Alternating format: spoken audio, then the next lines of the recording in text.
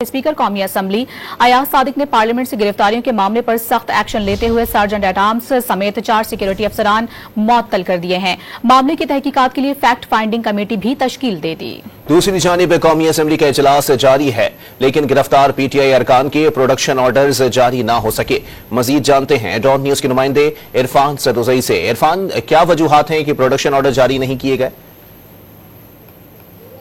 जी, deputy speaker कौमी assembly की ज़ेर सदारत इस वक्त कौमी असम्बली का इजलास जारी है। गुज़िश्ता रोज पाकिस्तान तहरीक इंसाफ के जिन गिरफ्तार अरकान के हवाले से स्पीकर कौमी असम्बली अयाज सादिक ने अहकाम दिए थे कि उनको फिलफौर रिहा किया जाए, अभी तक इसके ऊपर अमल दरामद नहीं हो सका और ना ही प्रोडक्शन ऑर्डर जारी हुए। गुज़िश्ता रोज आईजी इस्लामाबाद को भी तलब किया था और उन्हें भी स्पीकर ने वाकई की इंक्वायरी का हुक्म दिया था और इस मुशावरती इजलास में तमाम जो इत्तेहादी जमातें, इसके अलावा अपोजिशन के जो जमातें हैं, उनके अरकान भी शरीक हुए थे और ये इस बात के ऊपर इत्तेफाक किया गया था कि इस हवाले से रूल्स तश्कील दिए जाएंगे और इस तरह की जो हरकत है वो बर्दाश्त नहीं की जाएंगी। और स्पीकर ने बिल्कुल वाज़ेह अंदाज में ये अहकाम दिए थे कि जितने भी गिरफ्तार अरकान पार्लियामेंट है पाकिस्तान तहरीक इंसाफ के, उनको फिलफौर रिहा किया जाए और तो यही की जा रही थी कि आज के इजलास में वो शरीक होंगे, लेकिन ताहाल इनके प्रोडक्शन ऑर्डर जारी नहीं किए जा सके और ना ही स्पीकर कौमी असम्बली की जानिब से इस बारे में अभी तक बताया गया है कि क्यों उनके प्रोडक्शन ऑर्डर जारी नहीं किए गए।